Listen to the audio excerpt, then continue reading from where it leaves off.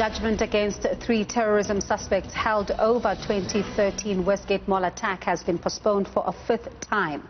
The courts are now expected to make a ruling tomorrow. At least 67 people died in the raid, for which Al-Qaeda-linked Al-Shabaab claimed responsibility.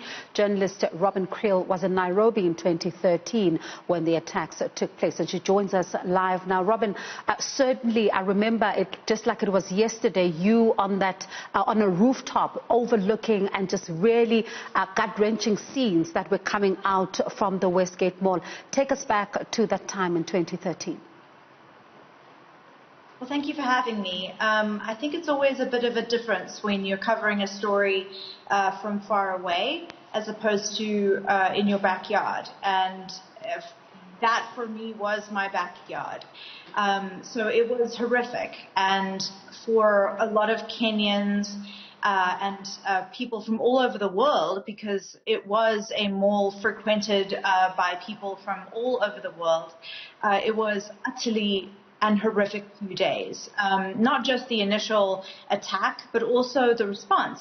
And I think this terrorism trial is the same as we've seen from the response from the very beginning. A lot of miscommunication, a lot of mistakes that were made from the very beginning. But let's not forget what happened back in 2013 when four Al-Shabaab attackers stormed the Westgate Mall and killed dozens and dozens of people, essentially anyone in their reach, including many children. And that was my mall. It was a very personal story to me. I lived just near it, probably half a kilometer from the mall, and that's where we set up our little personal camera and did many hours of live footage. But it was horrific, and it was terrorism. It definitely struck the heart of many people, and it terrified a lot of people from going into the malls.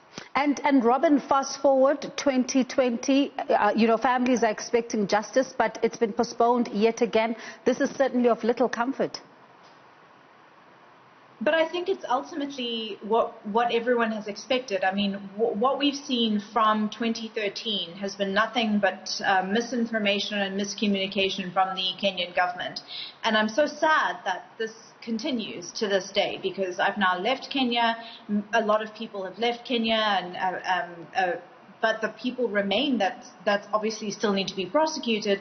At the same time, the terrorism group Al-Shabaab is still strong and thriving in Somalia, just north of Kenya. So you have these 4 people who have been incarcerated for a long time, and whether they are guilty, whether they are innocent, they have still been in jail for 7 years, and there has been a long time for the judges and the prosecutors and whoever it is that needs to review these sorts of cases to look at it and to look at the different ways that, however they're being accused of aiding and abetting Al-Shabaab.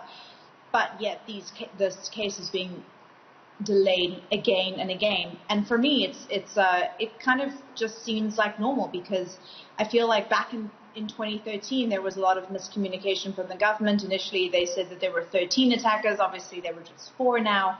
We know that. They said that there was a female, that the White Widow might be in there, and a lot of other things. So that was very badly communicated at the time.